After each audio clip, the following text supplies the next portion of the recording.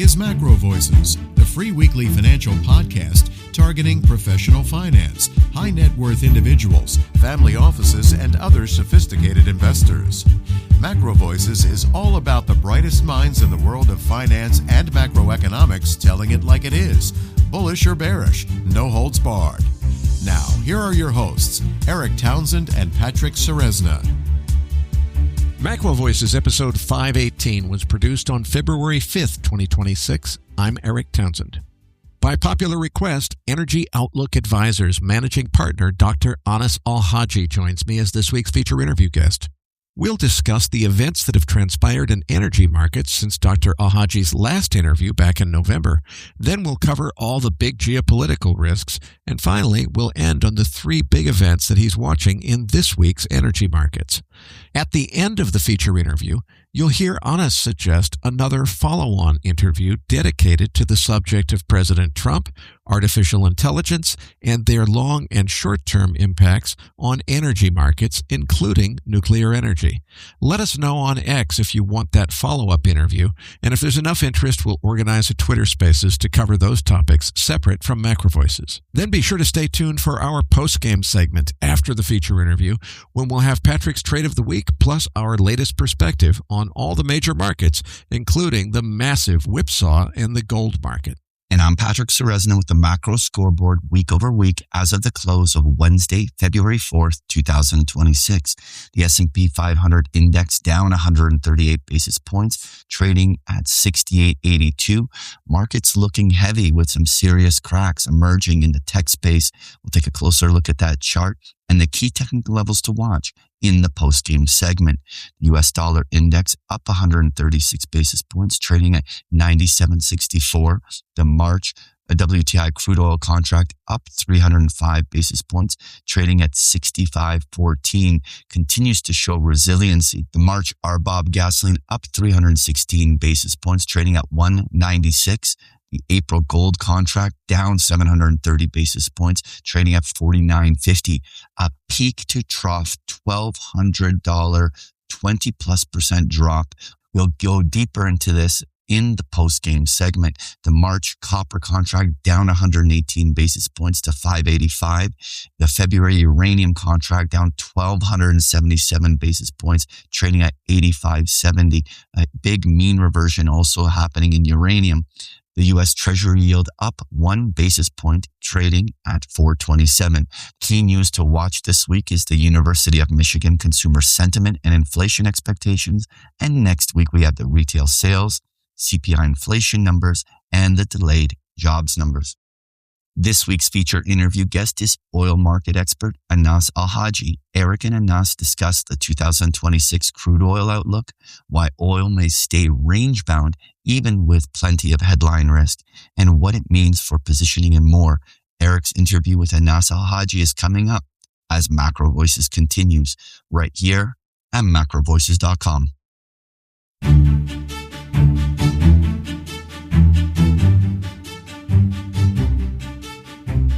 And now, with this week's special guest, here's your host, Eric Townsend. Joining me now is Dr. Anas Alhajji, who is the managing partner for Energy Outlook Advisors, the former chief economist for NGP Energy Capital Markets, which of course is part of Carlyle Group, and former professor from the Colorado School of Mines. Anas, it feels like forever. It's actually just November, so really only a few months ago since we last spoke on this program. You really nailed the call then. Everybody was super bearish, and you were saying, guys, no, it's not time to be ultra bearish. If anything, we have a bullish outlook here, which everybody thought was crazy, and of course the market is up since then. What I want to do, Anas, is set the Wayback Machine to that last interview, which I think was the end of November. Tell us what's happened since then to date in terms of significant events in the energy markets, but let's carry that forward in terms of what you see after today all the way out to the midterm elections, because I think that's really what's on everybody's mind is President Trump clearly wants to suppress energy prices through the midterms if he can possibly pull it off. So I'd like to focus on the various hurdles that he's going to have to cross in order to achieve that. But let's start by going back to our last interview, which was fourth quarter of last year. Yes. In fact, I would like to go to the interview even before that. And the reason why, because in the interview before that, at the end of 2024, I predicted that oil prices will be in the 70s, range bound in the 70s in 2025.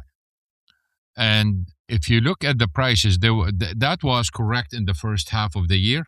But once you go to the second half, it was in the 60s. And the prediction basically failed because we ended up with an average price of 69 that was below the expectations. And looking back and say, okay, what went wrong? Why I was wrong in this prediction? Now we go back to March and April 2025. At that time, the group of 8 in OPEC Plus, the group that made the voluntary cuts, they decided to unwind the voluntary cuts and starting increasing production. And my view was that we will have the 70s because I expect them not to unwind production or voluntary cuts, basically to continue with their ways of delaying the date to unwind. And what I missed at that time was something important related to today's events. What I missed was I was focusing on growth in global oil demand because there were two conditions for them to unwind. The first condition is a major decline in oil inventories, and that happened. And the second condition was strong growth in demand, in global demand. And that wasn't there. There was a growth, but it wasn't that strong. But they did unwind anyway. And I found out basically the reason why, because they looked at the growth in demand for their own oil, not for the global oil demand. That's a big difference and makes a big difference for predictions, by the way. The idea here was the demand for their oil was increasing because of the sanctions. It was sanctions on Russia, Iran, Venezuela, etc. And the demand for Saudi Arabia, Kuwait, and Iraq and others basically was increasing. So from their point of view, they did meet the conditions and they started unwinding and then they expedited that.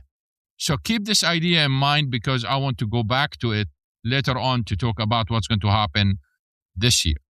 Moving forward, we heard stories about a surplus because of the unwinding, and we started getting messages from the International Energy Agency, from banks, that this is bearish, etc. So I did debunk this bearish sentiment and been proven right on this one. Then they came up with the idea of oil on water, and I did debunk this because they misunderstood that completely. And just to give you an example here, so people can remember what happened. For example, Brazil oil supply exports decreased, but their exports to China increased substantially at the expense of exports to the United States and Europe. So what happened is the distance to China is 3 times that to the United States and 2 times that to Europe. So we ended up with more oil on water, but actual supply declined. Yet the media and others basically started talking about how the increase on oil supply and how the increase in oil on water basically is going to be bearish. And it wasn't. So we know now that the surplus story basically had no legs and the oil on water story had no legs. We moved to December and the beginning of this year. And we had major production and supply losses. And that came mostly from 3 countries. The first one is Kazakhstan. We had a major decline in Kazakhstan. This is important in various ways because Kazakhstan was the major violator of the quota within the group of 8, and they did not cooperate with Saudi Arabia and others. And all of a sudden we have problems. What happened with Kazakhstan? This is a very important story because it has an impact on various segments of the industry. Kazakhstan exports its oil from Russia, from a terminal called CPC. And Russia exports some of the oil, probably about 100,000 barrels a day from that. Kazakhstan exports about 1.6 million barrels a day out of that. All of a sudden, we noticed that the Russians stopped exporting from that terminal. About 10 days later, that terminal was attacked. And supposedly, we were told that they were attacked by Ukrainian drones. And then a gas processing facility in Russia, next to the border of Kazakhstan, where there is an oil field, was attacked by a drone. And that field, basically, the companies operating in that field, they had to reduce production. Then drones attacked tankers, empty tankers were coming to CPC terminal to load the oil. And again, we were told that they were Ukrainian drones. None of that makes sense. Why Ukraine wants to reduce Kazakhstan's exports? They have no interest. Why they want to bother Turkey and attack ships in the Black Sea? I'm talking about oil tankers. It does not make sense. But we lost almost 800,000 barrels a day from Kazakhstan, and that took longer to bring back. It's been over 2.5 months right now. And who has interest in that? And the question is, who is the primary loser in this operation? It turns out that the primary loser is Chevron. Not Kazakhstan government, it's Chevron. And why this is important? Because if you look at the sequence of events, they follow what happened in Venezuela. And who is the largest foreign operator in Venezuela? It is Chevron. And why Chevron is a threat to the Russians? Because Trump wanted to kick the Russians out of Venezuela. And who is going to take over the assets in Venezuela? Chevron. So the Russians been playing hardball in this. It wasn't Ukraine. But we lost that anyway.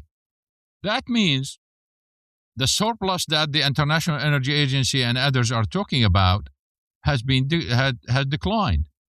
And from OPEC point of view, they don't believe in the massive surplus that the IEA is talking about, but they do believe in the seasonal surplus. And that seasonal surplus declined. Then we had another issue in Brazil where we saw a major decline in exports. At the same time, we had this frigid winter, this snowstorm that before it came to the United States, it went through the Middle East, by the way, including Iran. And because of that storm, Iran's natural gas exports to Iraq stopped. Now Iraq got stuck. How they are going to provide power generation to their population? The only way they can do that if they burn more oil, which means that their exports are not going to increase as a result of that.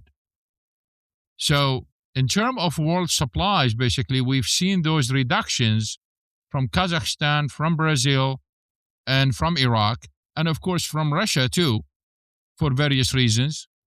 And then we got the storm here in the United States and Mexico, and that reduced production in both countries. At one point, we lost more than 2 million barrels a day. So we have some major losses that if you adopt the surplus story, now that surplus is almost gone. If you don't adopt the surplus story, the bullish sheath is very clear. And for the group of 8 that in OPEC Plus, they are supposed to meet next month to decide whether to extend the pause on production increases or extend or start increasing production. Our main scenario is that they will start increasing production for various reasons. One of them is that we lost all this oil that I've been talking about. Let me interrupt just for a second, Anas, because what you're saying is the surplus that everyone's talking about doesn't really exist. Let me just push a little bit back on that. What's going on then? Because I haven't heard anybody else reporting that it doesn't exist. As far as I know, Bloomberg and others are still saying that there is a very significant surplus. So you clearly have a variant perception. Why are they getting it wrong, or why doesn't your story jibe with theirs? Yeah, I will explain that to you, and I will tell you exactly what they are counting wrong. So I will finish this segment about the decision of OPEC, of the group of 8, and then I will answer this question specifically. So for the group, they saw this large increase. If you look at the January numbers for OPEC Plus, their supply declined, according to Kepler, by 2.7 million barrels a day. And that does not include the decline in the United States at all, or Mexico. Well, it doesn't include Mexico, sorry, because Mexico is part of the group. But it doesn't include the United States. So the decline basically is larger than 2.7 million barrels. And they look at it and say, you know what, that seasonal surplus that we saw in our calculation does not exist. That is a reason basically to increase production. But there are more reasons than that, because there are two religious events in the Islamic world, and of course mostly the Middle East, that increase the demand for oil. The first one is, in about a couple of weeks from now, probably like almost 17, 18 days, the holy month of Ramadan starts.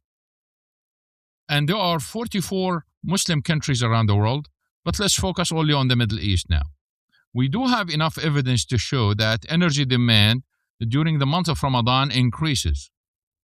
And for the countries in the Gulf region, whether you are talking about the Saudi Arabia, Kuwait, UAE, Oman, Iraq, Iran, all of those countries, they are Muslim countries, their demand for power generation increases, and that increases the demand for oil. So if the group starts increasing production in April, one of the reasons why they want to do it, because their inventories decline and they see the increase in demand in the prior month, in February and March. But that's not the whole story. Right now, as we speak, if you look at Saudi Arabia, they are preparing their inventories. They are storing petroleum products in preparation for Hajj, the pilgrimage, where millions of Muslims come from all around the world. That's around late May, to perform Hajj, which is one of the main pillars of Islam.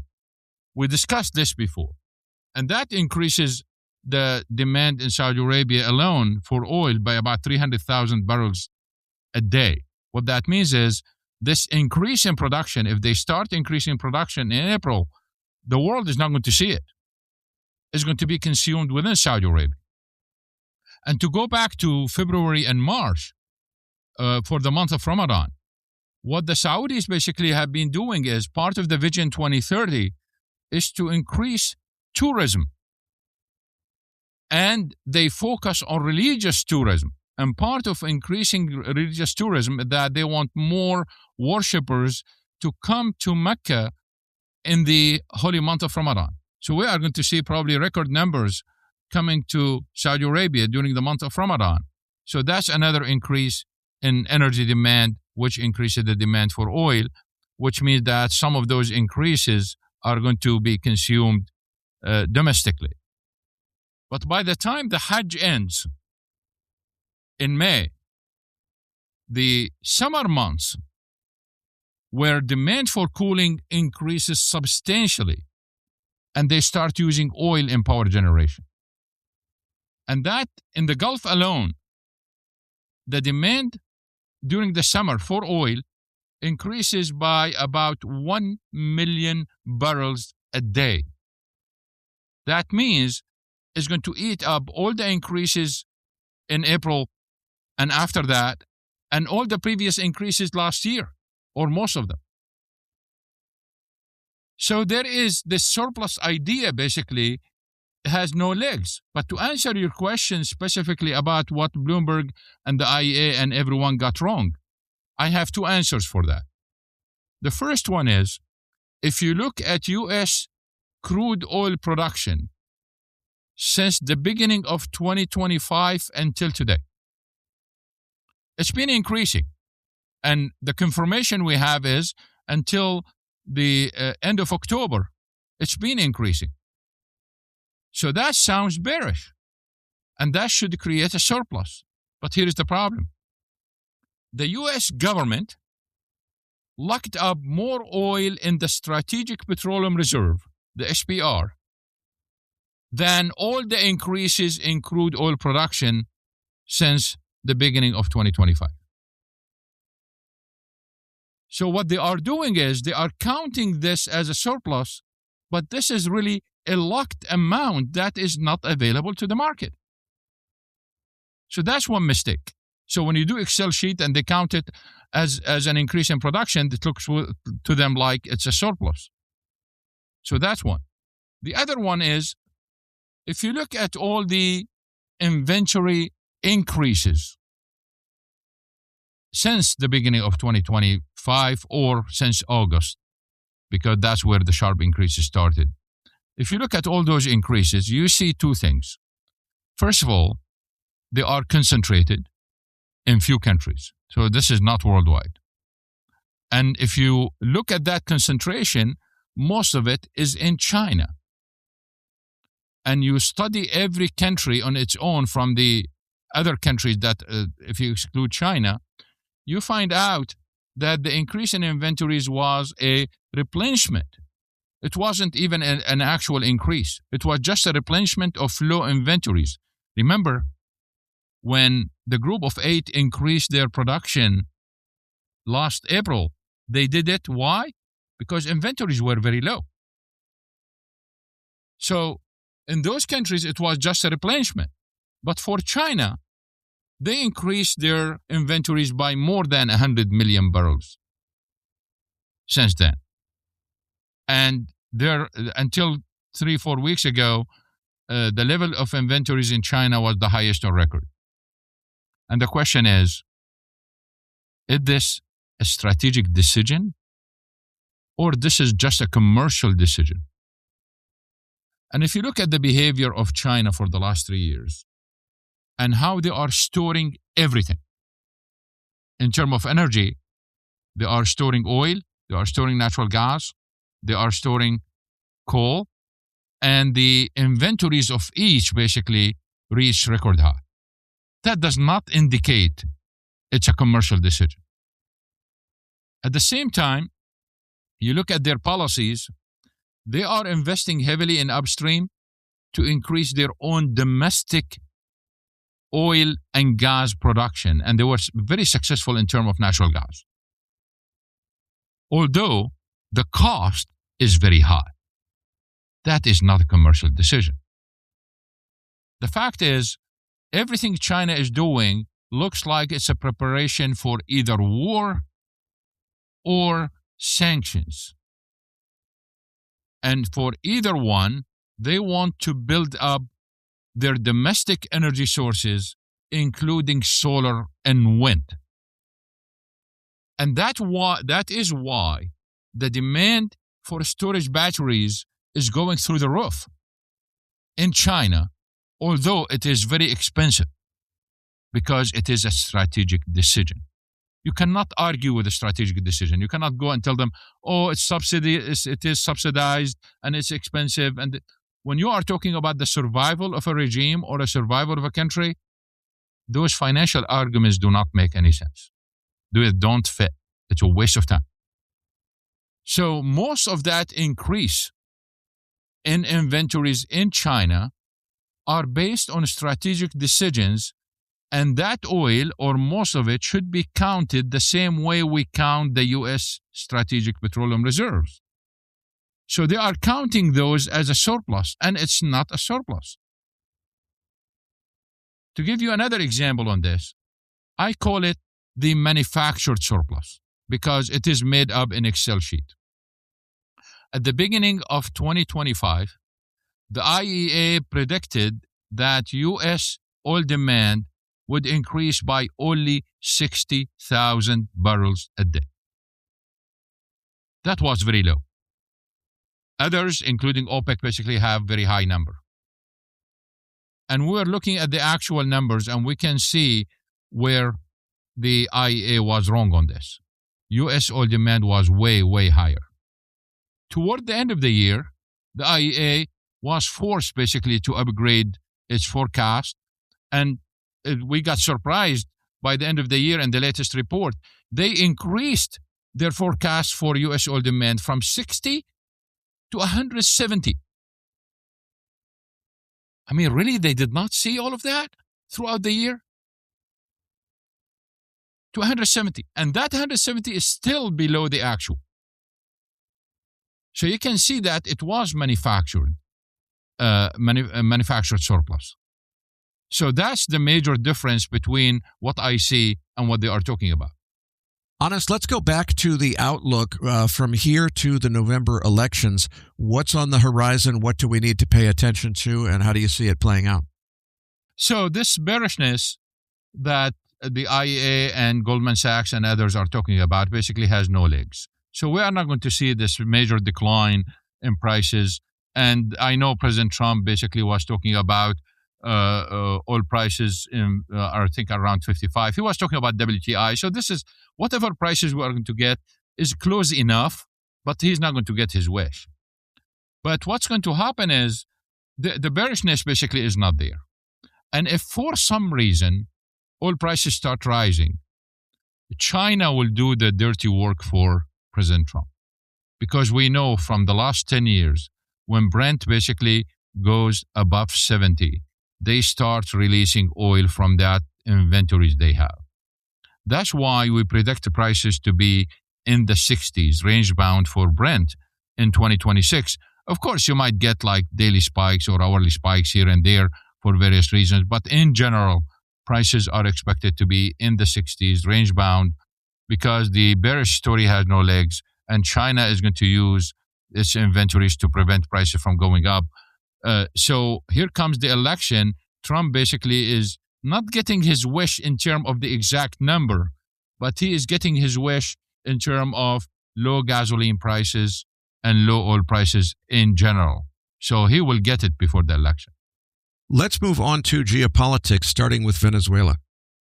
When it comes to Venezuela, of course, we know now that everything was prearranged, and it seems probably the CIA and other groups basically were arranging this with the current government or some people in the current government in Venezuela. But still, the devils is in the details. How they are going to get the oil sector up and running and what they can do. In general, when it comes to Venezuela, the immediate response that we get from Venezuela is an increase in production and exports, probably by about 200 to 300,000 barrels a day above the pre-crisis level, if you want to call it a crisis or whatever you want to call it, just before the Maduro arrest or before the blockade that Trump imposed on sanctioned tankers. So above that, they were producing about 800 to 9, or supplying about 800 to 900. Based on our calculations, they can go to 1.2 quickly. Of course, all they need basically is mostly naphtha from the United States. We've seen naphtha exports to the United States increasing because they want to mix it with heavy crude so they can put that in the pipelines and they can move it. The issue after that is they need a lot of money, and they need the technology, and they need the oil majors to come in. And any meaningful increase in production after that will take time. Based on experiences from all around the world, from countries that experience political turmoil and problems, on average, it takes 3 years to increase production by 1 million barrels a day. And people are saying, we heard this in various places around the world, whether you are talking about the Arab world or Europe, especially France, they talk about India, they are talking about, well, Trump wants to control the Venezuelan oil and he wants to flood the market and destroy OPEC and keep prices low, etc. And probably you guys heard it. This is a complete nonsense. Why companies have to go spend billions and billions of dollars only to destroy themselves? That does not make any sense. But this is not the story. The story that I want to tell everyone about is this: that if it takes 3 years to increase production by 1 million barrels a day, let's remember the following. In 3 years, global oil demand will grow by 3 to 4 million barrels a day. Even if you want to be very conservative, it will grow between 2 and 4. So that's the growth in global oil demand. But decline rates are going to reduce production by 10 to 12 million barrels a day. So 3 years from now, I need about 15 million barrels a day of fresh oil. So 1 million out of Venezuela basically will be a welcome addition. And it's not going to crash the market. And it has no impact on OPEC or OPEC Plus or the Group of 8 at all. So that's one part of the equation. The other part of the equation is where the money is going to come from. At least right now to start, we need about $20 billion. Who is going to bring that money? If you look at the history of the oil industry, we are going to find out later the following: that the oil companies that are going to go in, they are going to switch investment from one location to another. So if Venezuela is going to get 30, 40, 50 billion dollars of investment, that's going to be at the expense of somewhere else. And therefore, a few years from now, when Venezuelan production is going to increase, let's remember that somewhere else has zero production. So it's not bearish. And it cannot be bearish. The other related issue is we have to be mindful of crude quality. And this is a big problem because those who believe in conspiracy theories, they promoted the idea that Trump wants to control the Venezuelan oil because refiners on the Gulf Coast configured their refineries to receive the Venezuelan oil and therefore they want it. Now, the statement that the refiners or the refineries are configured for Venezuelan oil is absolutely correct. But the rest of the story is incorrect because we get all that oil from Canada. And Canada is not Venezuela.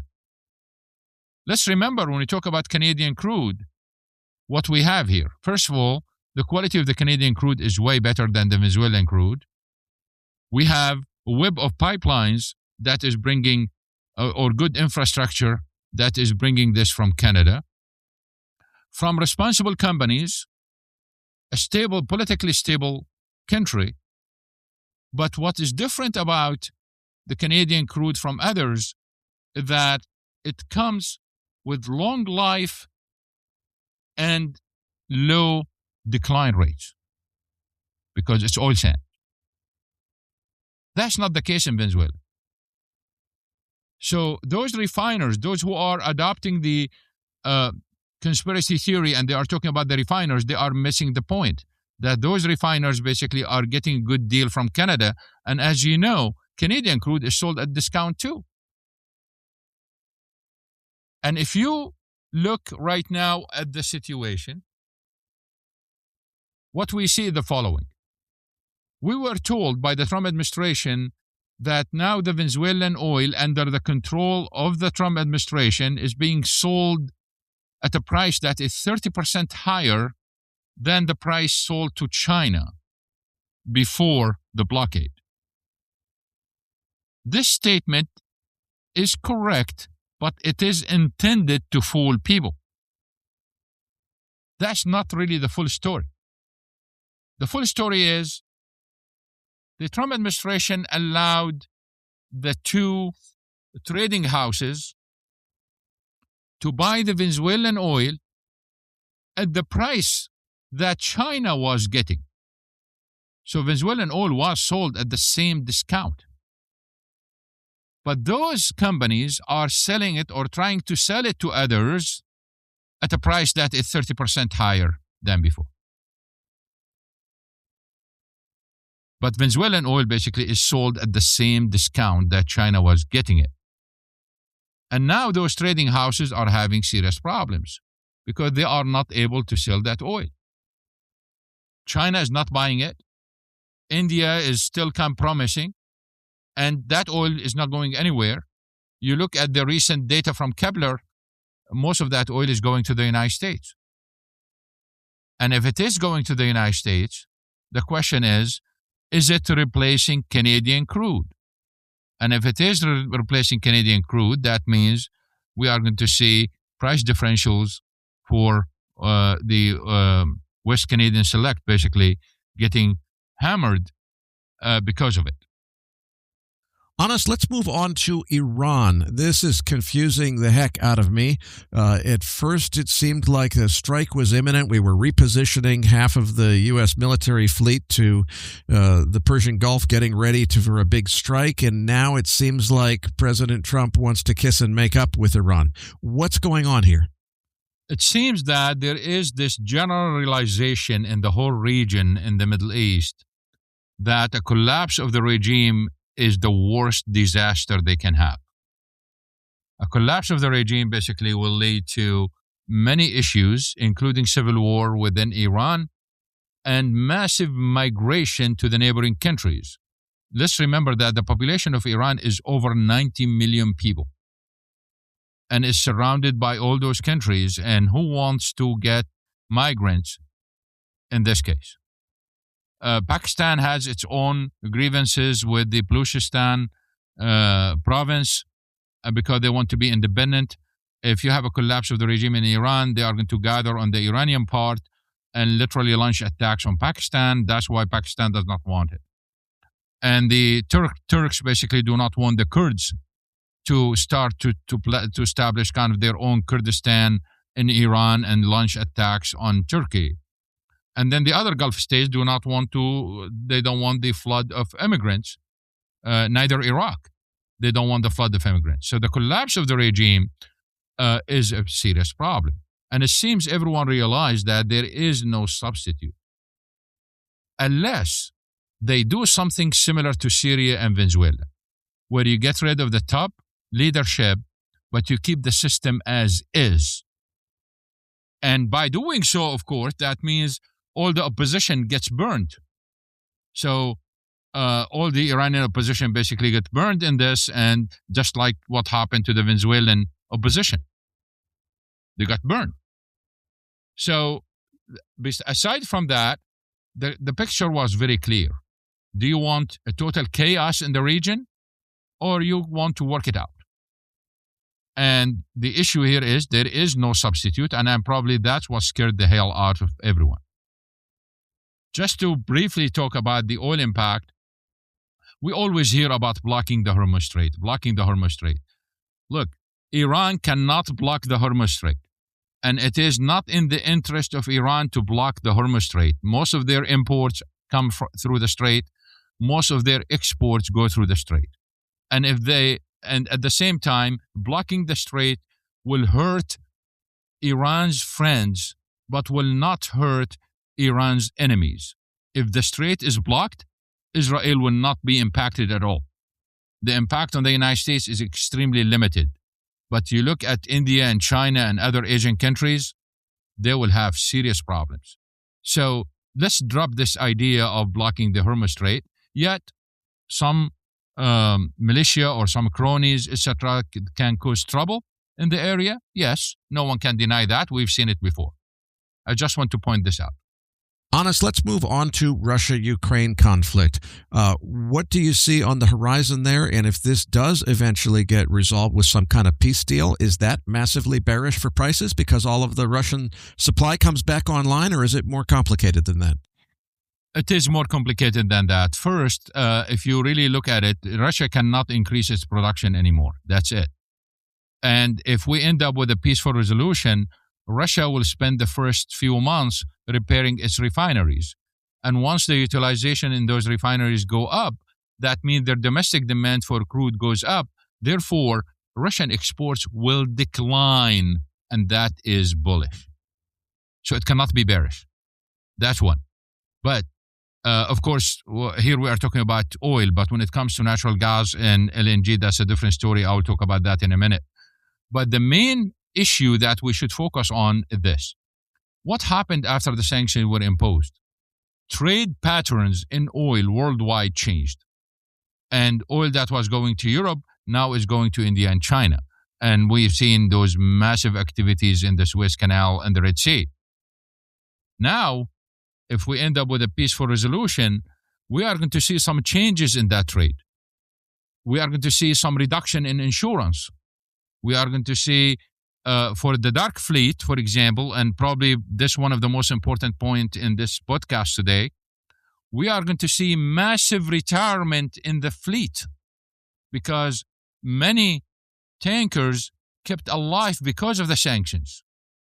And those tankers basically are 25 years old that they've been basically in salvage long time ago.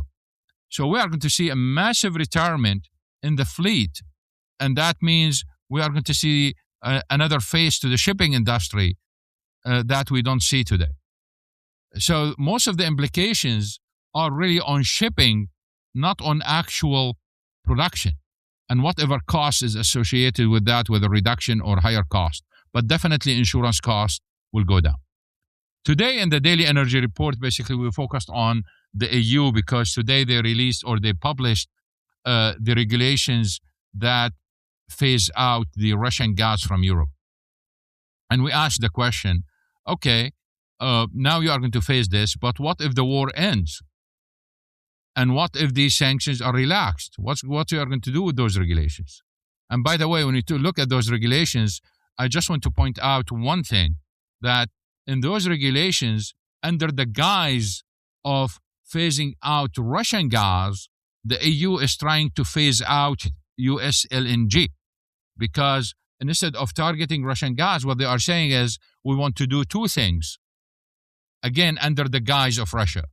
We want to literally diversify our LNG imports and reduce our fossil fuel imports.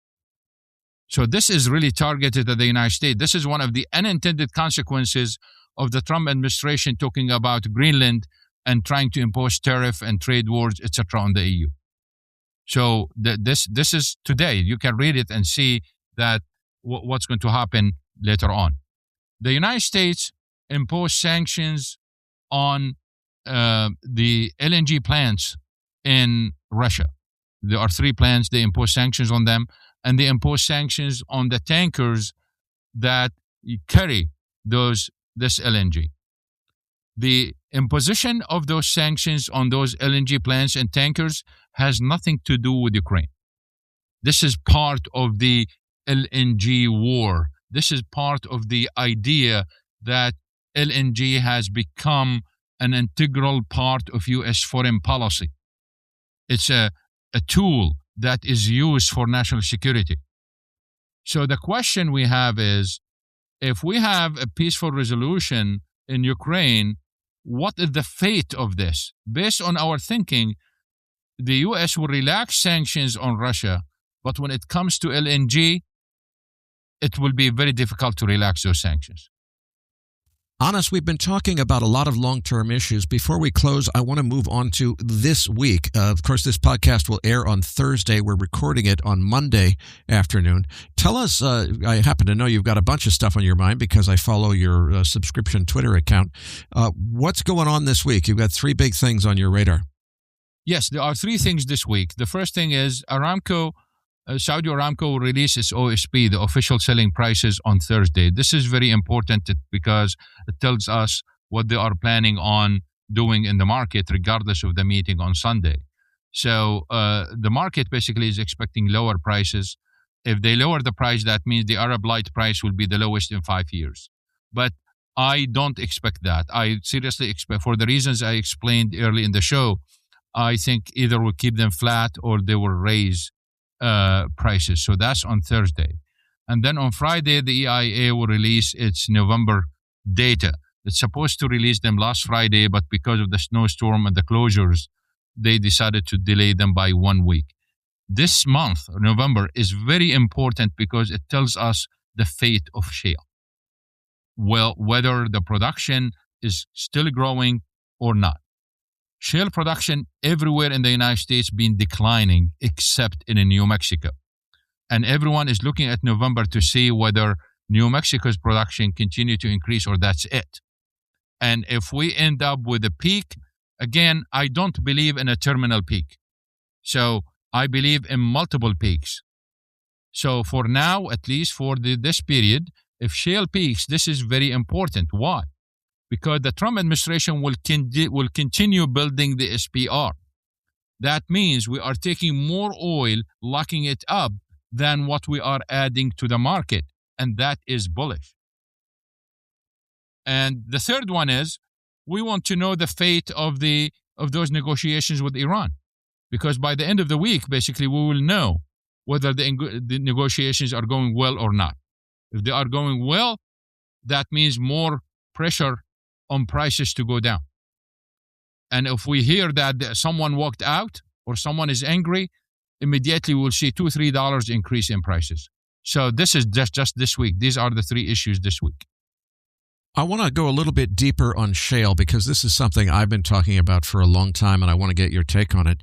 You know, honest, there were a lot of people about 20 years ago, maybe 19 years ago, around 2007, who were predicting a catastrophic energy prices because of decline rates not being able to keep up with growth in demand.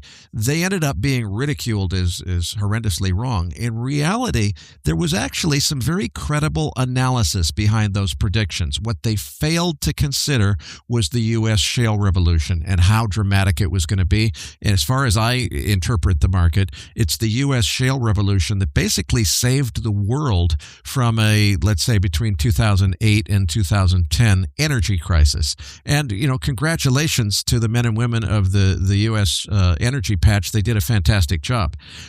If you're saying that that's really peaking, and you did clarify that, but I want to go a little deeper on what you meant by a final peak or a terminal peak. If we get to a terminal peak where there is no more growth in U.S. shale and decline rates continue to occur in the rest of the world, that says to me that we've got a major energy supply problem, not in the next week or month, but over the next decade. Am I missing anything there? And how do you see this? The way you stated it basically is absolutely correct. I just want to point out that if oil prices go up in the future, let's say to $120, you will see shale production increasing again. This is different from the past because in the past we were talking about peak oil production because of the lack of resources.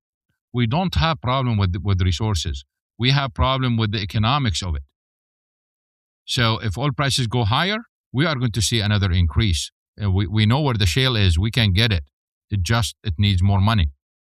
So we can get it.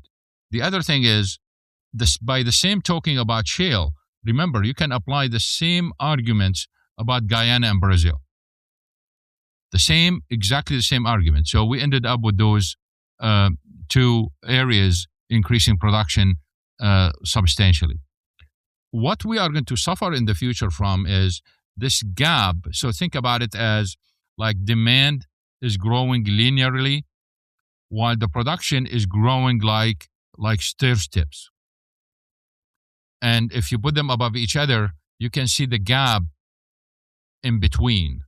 And those are going to lead to the spikes in prices. The only thing is those stair steps basically are not even. Some of them are very wide, some of them are very high, some of them are very low. And therefore, the extent of the crisis depend on the differences between the shape of this staircase and that linear line of demand. But I want to point out before we end the show that regardless of the shale peaking or not, if you go back to 2017, I created a hashtag at that time called Crude Quality Matters. And this Crude Quality Matters, basically, the conclusion of that research was there will be a time when the demand for light sweet crude is going to peak. And we are very close to it, by the way.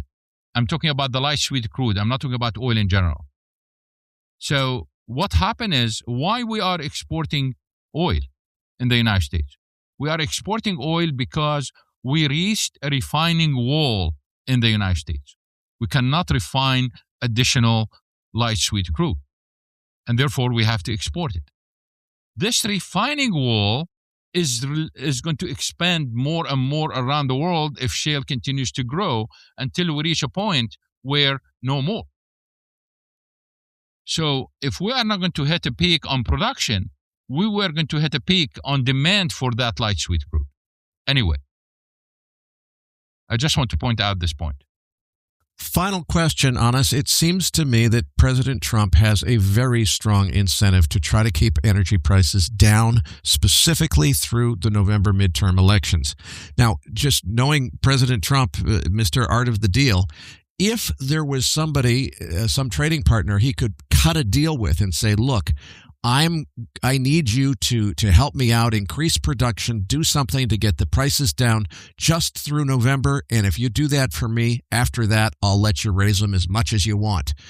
If that were to play out, obviously it creates a very interesting tradable scenario. My question to you is there anyone who's able to deliver on that from the other side? Could Saudi Arabia make that deal and actually increase production and deliver on it?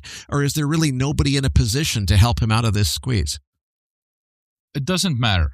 The reason why, because anyway you look at balances, prices will remain range-bound in an acceptable way. So this is not a big deal to Trump at this stage. But probably we should have another show very soon to discuss Trump, AI, energy, and oil. Because this is really, because the issues could be deeper than just Trump wants low energy prices. Because you cannot have AI and be years ahead of China without energy. And that energy has to be abundant and has to be cheap. If you look at the national security strategy that, I forgot what the name is, that been released about 2 months ago, what is the main theme in it? The main theme is to control the world, you need two things. You need energy abundance and you need AI. But the issue here is you cannot have AI without energy abundance. And all of a sudden, it is about energy. And to have AI and the growth and to be ahead of everyone, you need that to be cheap. So the story of Trump now in the second term could be completely different from Trump in the first term. Because it's not only about elections and low prices to win elections or his hate for the oil industry, the historic hate for the oil industry. It is really probably about something way larger. And it is supported by the deep state, not only Trump.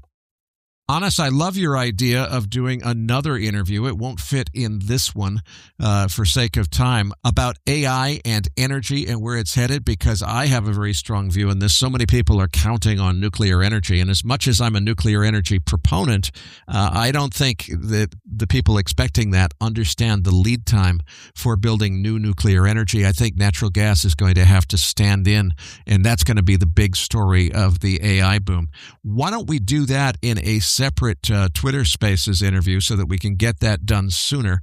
Every time I get you on MacroVoices, everybody wants to hear about oil and gas. But for the audience who wants that, be sure to follow us, both myself and Anas, on Twitter. And at some point in the near future, we'll organize something along those lines, and we'll tweet it out so everybody knows that it's coming sometime in the next few weeks. As we wrap this one up, I just want to ask you, before I let you go, tell us a little bit about what you do at Energy Outlook Advisors. You've got a terrific newsletter. Your Substack is extremely popular. You've also added a lower-cost subscription Twitter service where you can get briefings and in private Twitter spaces and so forth. Give us the whole rundown of what's on offer and where people can find out more about your services. And while we're at it, are you still available to do keynote speeches? I know you've been very popular with those as well. Yes, basically, I'm traveling soon for those speeches. This is really where I spend most of my time, basically doing those speeches, preparing research for them, etc. On the Substack, we do have two. A report and a newsletter. The newsletter basically is very popular, as you said, and it's ranked highly among the top business newsletters on Substack. And this is intended for institutional investors and companies. And we do a lot of things in details, etc. And then we have the daily energy report. This is designed for companies and individuals. It's just like $420 a year. But we bring a lot of stuff that does not exist anywhere else.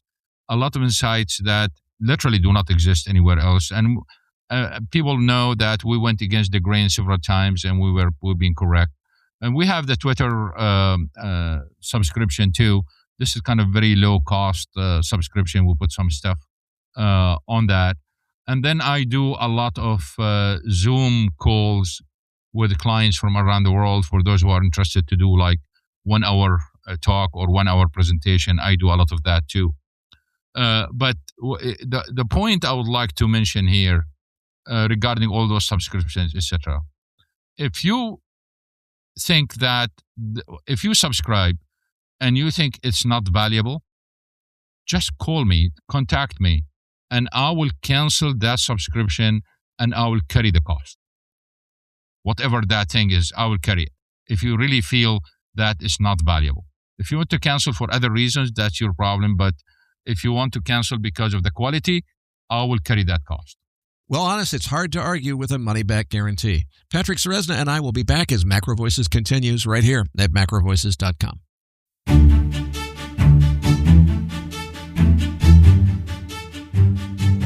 Now, back to your hosts, Eric Townsend and Patrick Ceresna. Eric, it was great to have Anas back on the show. Now, listeners, you're going to find the download link for the post-game trade of the week in your Research Roundup email. If you don't have a Research Roundup email, that means you have not yet registered at MacroVoices.com. Just go to our homepage, MacroVoices.com, and click on the red button over Anas's picture saying, looking for the downloads. Patrick, Dr. Anas made a compelling case that crude can stay more resilient than the oversupply narrative suggests. But the tape is still looking hostage to geopolitics and headline risk. So the real question in my mind is, if you buy his framework, what's the cleanest way to position for it without taking blunt Delta One exposure in a market that could whip around on a dime? Eric, coming out of Anas's interview, the setup I am focusing on is a market that can stay range-bound in the 60s, but still carries real headline-driven upside risk. This shows up directly in the option surface, as there is a distinct right-tail skew where upside calls price rich volatility relative to the downside. Instead of paying full freight for upside optionality, I'd rather use the skew to finance a bullish structure with defined risk and minimal carry drag. So for this week's Trade of the Week, I'm looking at a bull call spread in the WTI options reference to the April 2026 crude future trading at 64.15. I'm looking at the March 17, 2026 expiry options with about 40 days till expiration. So here's the Trade of the Week. A $12 in the money bull call spread. We buy the April 60 in the money call for $6.15, which has an implied volatility of 44.7%, and sell the April 72 call for $2.25, being priced at an implied volatility of 58.4%. That's a 60 by 72 bull call spread for a $3.90 debit, or about $3,900 per one lot spread, 1,000 barrels. The key feature is that you're buying lower implied volatility and selling higher implied volatility. And here's the key. The break even comes in around $63.90, which is about 25 cents below the current futures price of $64.15. In other words, you don't need a rally just to get to flat at expiry, while still maintaining better than a 2-to-1 payoff profile. From here, your payoff is clean and defined. Your max loss is $3.90 if crude settles at or below $60 at expiration, a max profit of $8.10 if crude oil settles at or above $72, and most importantly, if crude oil is unchanged at expiration, this structure is still slightly profitable because it's an in-the-money spread with a break-even below the market. So the intent is simple. Stay constructive on crude, use the right tail skew to keep carry costs low, and participate in upside over the next 6 weeks with a clearly defined risk. All right, Eric, let's dive into these equity markets. Well, Patrick, I'm reading a lot of pundits saying that they think equity markets are generally undergoing a drying up of liquidity, and bearish predictions are starting to replace the chorus of permabulls that were dominating the news flow until now. I'll be honest and say I really don't have any strong short-term conviction in either direction on the broad equity market. But longer term, I'm still of the strong opinion that the great stock bull market of the early 2020s is in its late stages, if not winding down, while the great commodity bull market of the late 2020s is just getting started. I can't call the short-term timing, but I think that's the big picture. Patrick, what are your thoughts? Well, Eric, I want to focus on the S&P 500 purely from a quantitative perspective and a technical perspective. At this stage, the S&P 500 has found substantial overhead resistance over the last few months, and that has diverged from the S&P 500 equal weight index, which has continued to progress higher as there has been a clear sector rotation getting underway. And so what we're with this overhead resistance, one thing that we made very clear over the last few weeks was how important the Mag 7 and the Mag 7 earnings were going to be on the path. In order for the S&P 500 to progress to 7,100 to 7,400 on the upside, we would have needed the Mag 7s participating. They're 1/3 of the market capitalization of the S&P and 2/3 of the capitalization of the NASDAQ 100. And so we have a scenario where we really needed to see a positive tailwind come from there. Now we have seen almost all of these earnings. There's obviously Amazon still ahead of us, but overall, they have generally disappointed. Now, what I want to start off is page 5, looking at the tech software ETF, which is the symbol IGV. This is your Microsoft's, Oracles, and so on in there. You can see we have a 30% crash in this ETF as it has broken all support lines and heading right back to Liberation Day lows. There is a clear breakdown happening in the space. This is obviously influencing the NASDAQ 100, which is on page 4.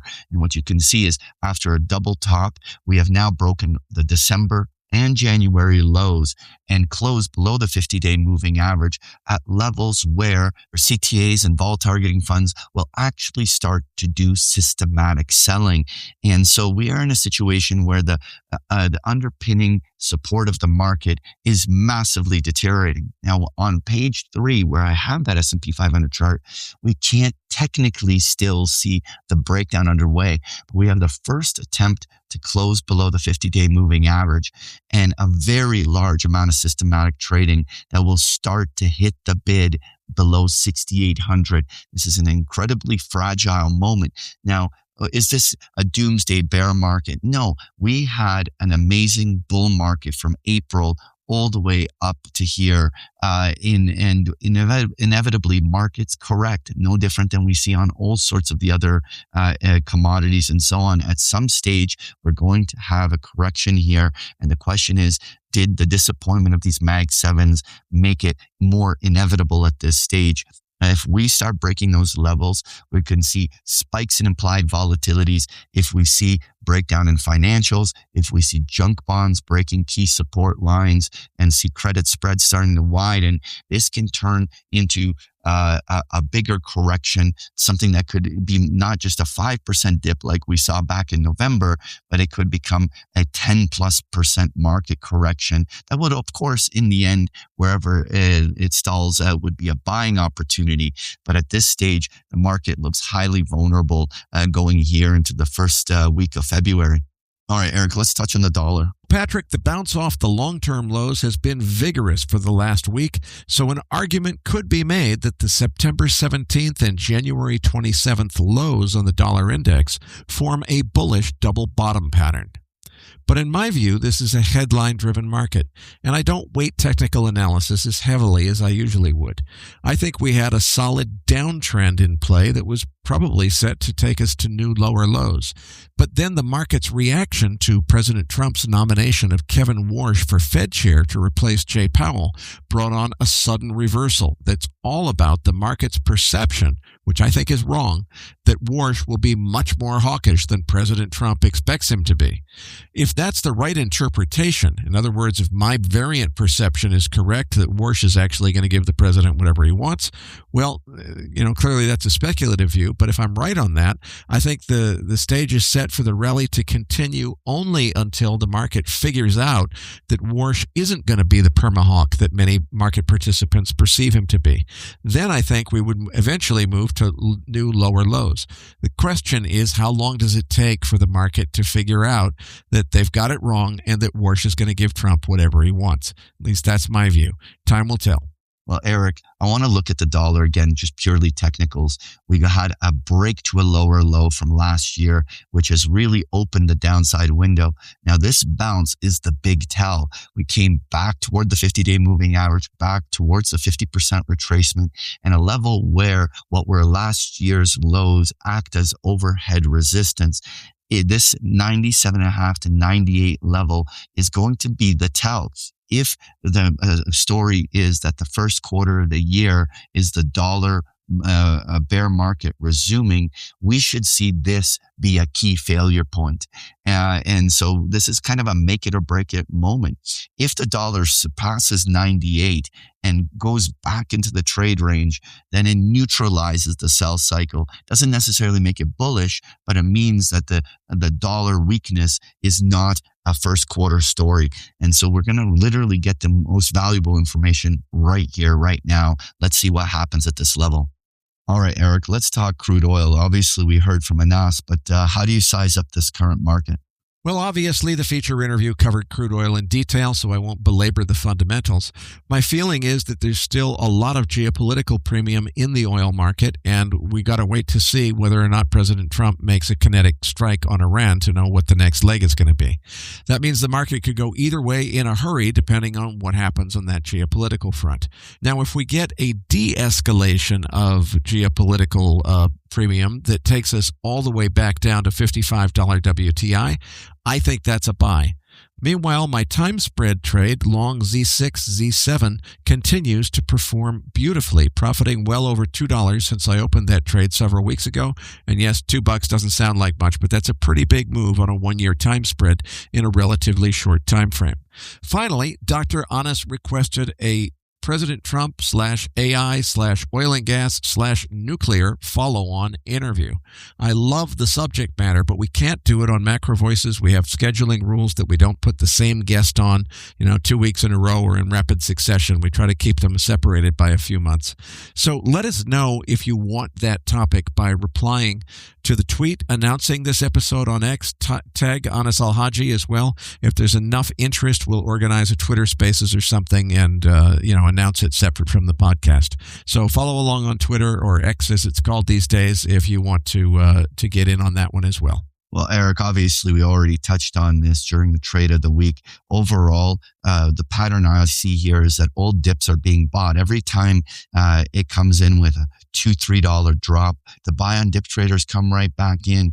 Now, obviously, I am not super bullish. I think Anas is right that there's political influences here, but short-term liquidity squeezes could send oil up into the 70s on WTI, even though it probably will revert after making such an advance. This is where I want to be tactically short-term bullish oil, but at the same time, recognizing that you probably have a ceiling on top of any advances that will be met with some selling if we do get those bull impulses. All right, Eric, we got to talk about gold here. Boy, oh boy, Patrick, talk about a whipsaw. Now, the Kevin Warsh nomination was just the proximal catalyst, not the cause. The reason this happened, the real reason, is simply that the market had moved up way too much, way too fast, in a parabolic move that made this outcome both obvious and likely. The good news is that this was really easy to see coming, and as regular listeners know, I've been pounding the table for a couple of weeks, saying this market was ripe for a sharp correction to fill the gap around 4,600. Now, when I recorded last week's podcast, April gold futures were trading above 5,600. But by the time that episode was released, just a few hours later, they had already moved $500 lower. The selling started right at the European Open, which was just a few minutes after I recorded last week's podcast. I said last week that a $1,000 correction was entirely possible. Well, we got closer to a $1,200 correction instead. And to be clear, I'm not at all certain that the bottom is in yet. The classic blow-off pattern starts with a really ugly down candle. Well, that started at the London Open last Thursday and continued through Friday. Then it got really ugly on the Sunday night overnight session into Monday morning. Next comes the bounce, typically around 50% of the overall move down. And this one has been textbook so far. The 50% retracement level is 5024 on the April futures contract. On Monday and Tuesday, we rallied up to just over 5,100, or just above that 50% level. Then the rally failed in textbook fashion, suggesting perhaps it was a dead cat bounce after all. And the price dropped right back down to test the 38.2% fib retracement line, which is at 48.82 on the April contract. It bounced from there on Wednesday afternoon in New York trading and started to rally into the extended trading hours session on Wednesday evening, but it failed again just above the 50/24 50% retracement level. That set up the beginning of a series of lower highs and lower lows. From there, it dropped to well below the 38.2% level that it held during regular trading hours. And frankly, this pattern portends a retest of the 44.23 low that we saw early in the wee hours of Monday morning. Now, at recording time, it was trying to stage a bounce back, and I'm recording just before the European Open on Thursday morning. It's trying to stage a bounce back above the 38.2% level. Let me turn my head and check the chart. Okay, we're above the 38.2% level, maybe halfway back up to the 50% level. But even before the European Open, it looks like it's starting to stall. And what we saw last week, as well as on the earlier correction this week, is it was right on the European Open at 4 a.m. Eastern Time when things really started to get ugly and take a turn to the downside. So we'll have to see what happens, but in order to not have a retest of the lows, we really need to get above the 50% line, that's 5024, and preferably what we really need in order to kind of create confidence that maybe the bottom really is in would be a daily close, or better yet, a weekly close, perhaps on Friday, above the 61.8% fib level, which is 5166. That's 5166 on the April futures contract. As of recording time, the pattern since the European Open on Wednesday, when the bounce stalled and reversed, looks more like a series of lower highs and lower lows. So if we don't get back above the 50% retrace line, which again is 5024, pretty quickly and stay above it, then we're likely headed towards a regular trading hours retest of the 44.23 low, which was right at or approximately close to the 50-day moving average. Now, as I've said many times before on MacroVoices, I predict that this great gold bull market will eventually end in tears with a gigantic blow-off top. And to be clear, what we've seen in the last week is exactly what the first stages of what that exact kind of blow-off top would look and feel like. But I don't think this is the big one. The fundamentals are still strong, and the Trump administration's bold policy initiatives will continue to foment central bank buying. Now, of course, it's always possible that this really was the big one, and it will be another decade before we see 5,600 again. But I think that's a 5% probability at best. My 55% likely base case scenario is that we'll consolidate here for several weeks to a few months in a pattern similar to the $3,500 top back on April 22nd. Of last year, which wasn't topped again until early September. And to be clear, that 55% base case of a consolidation might include a new lower low than the 44.23 print that we saw on Sunday night into Monday morning.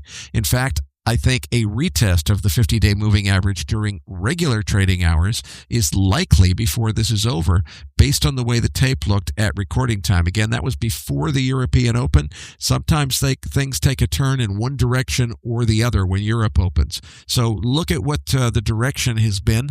I'll give you my number as I'm recording here is 4940. If it's gone substantially above that by early morning New York time on Thursday, well, maybe we're seeing that the bottom really is in.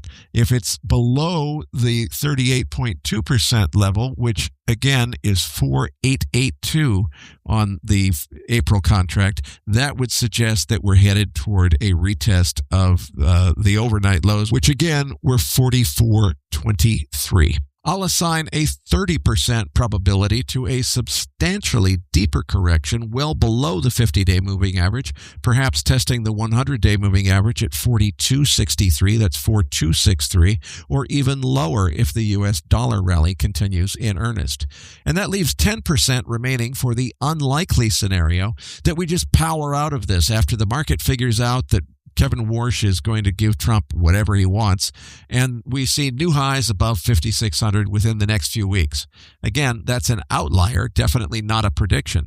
But if that were to happen, it would be profoundly bullish looking forward, because it would mean that the buyers are stepping in and buying the dip despite the emotional carnage that just happened to everybody with this washout that happened last Thursday morning as our editors were preparing the podcast. So assuming this is not that 5% end of the bull market signal, and I really don't think it is, this should be welcome news to long-term bulls. I know it hurts. As I've said repeatedly, though, in recent weeks, when markets go parabolic up, the more they go as quickly as gold was running, the more tail risk is created as a result of that parabolic rise. Consolidating for a few weeks and shaking off the overbought technicals to set the stage for the next leg higher should be seen as welcome news in the big picture, notwithstanding how gut-wrenching this was for all of us longs. On a final note, for heaven's sakes, don't give any credence to all the knuckleheads on X crying about market manipulation.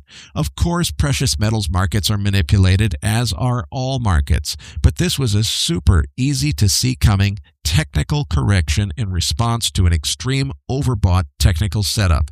That's why it was easy to see coming, and that's why I've warned you about this exact scenario of a sharp correction to fill that gap at 4,600 for the last 2 weeks in a row right here on this podcast. Now, this one ran $175 deeper than my call. You can't predict these things exactly, but it ended, so far at least, with a perfect test of the 50-day moving average. So all of this is textbook technical analysis stuff. No evil bullion bank conspiracy required to explain it or to predict it, as we did predict right here on MacroVoices. Well, Eric, the one thing that I really tried to emphasize was that the parabolic moves always have short duration in terms of time, and correction was inevitable, even if it could have come from much higher levels. Well, we got this correction. The thing here is that with gold having this deep of a correction, the one thing I would want to predict is that now gold is going to be in a multi-month consolidation. There's a very reasonable chance that the low that was established here near 4,500 is going to be the low. And even if it temporarily broke to a lower low below 4,500, it's probably going to be a short-term trip down there. But likely the remainder of the first quarter is going to be gold absorbing and consolidating and basing from this big parabolic move.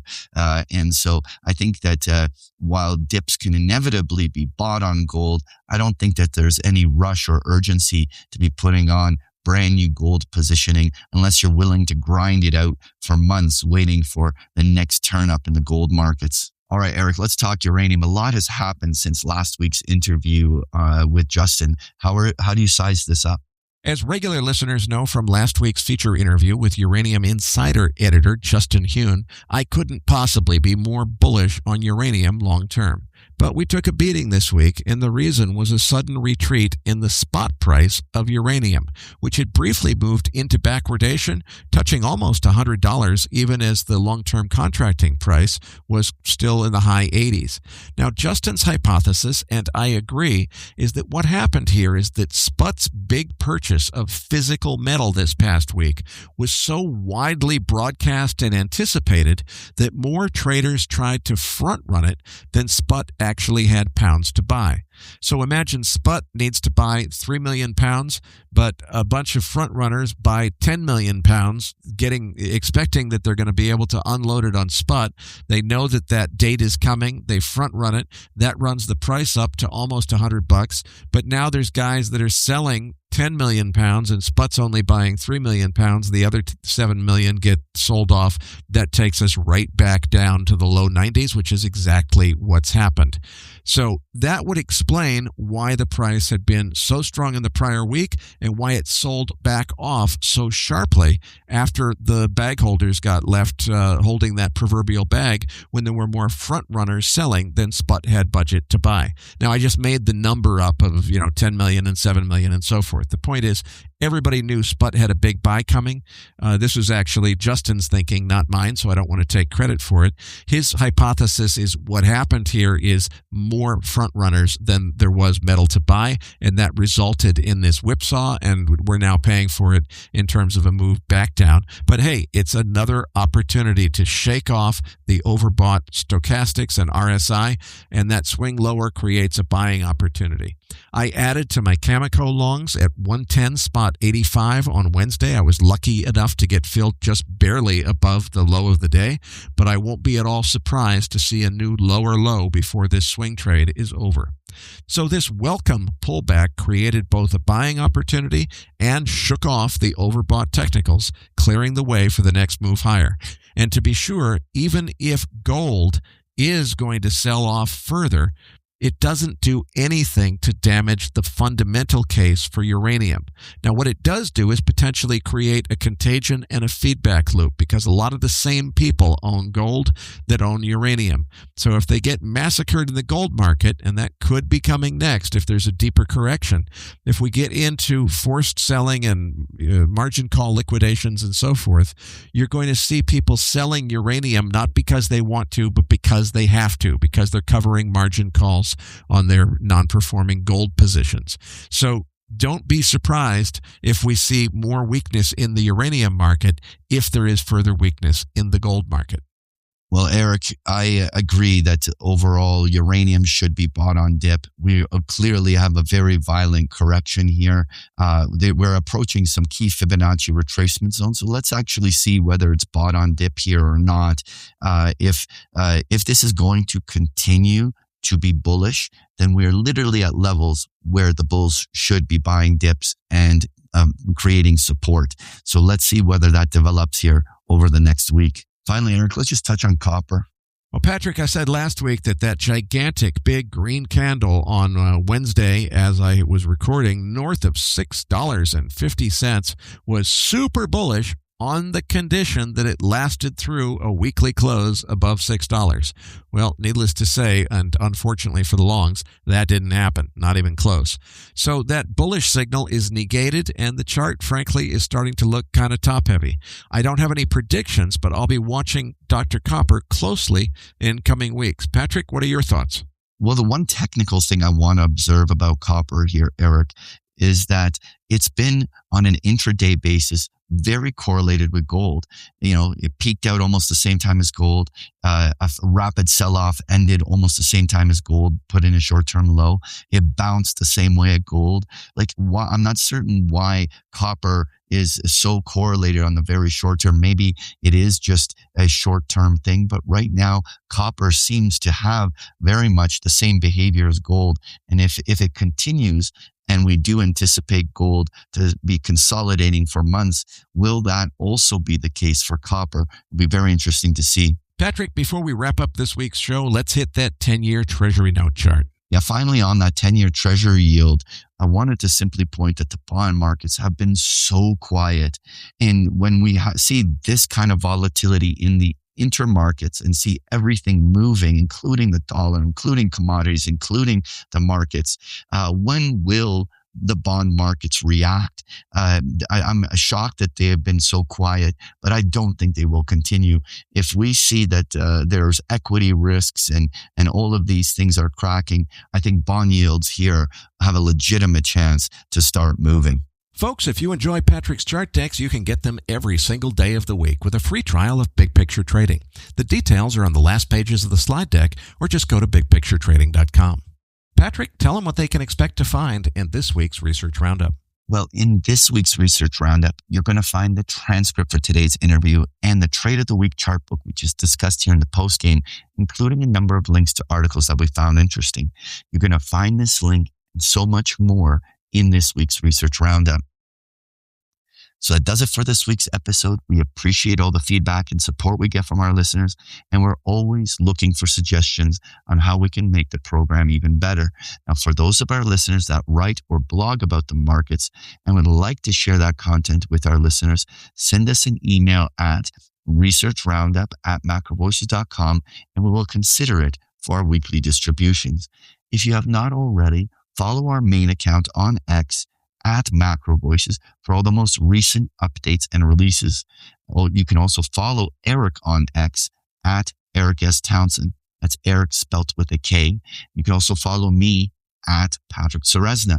On behalf of Eric Townsend and myself, thank you for listening, and we'll see you all next week.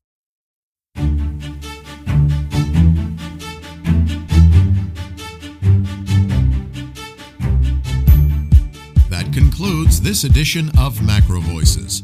Be sure to tune in each week to hear feature interviews with the brightest minds in finance and macroeconomics. MacroVoices is made possible by sponsorship from BigPictureTrading.com, the Internet's premier source of online education for traders. Please visit BigPictureTrading.com for more information. Please register your free account at MacroVoices.com. Once registered, you'll receive our free weekly Research Roundup email containing links to supporting documents from our featured guests and the very best free financial content our volunteer research team could find on the internet each week. You'll also gain access to our free listener discussion forums and research library. And the more registered users we have, the more we'll be able to recruit high-profile feature interview guests for future programs. So please register your free account today at macrovoices.com if you haven't already. You can subscribe to MacroVoices on iTunes to have MacroVoices automatically delivered to your mobile device each week free of charge.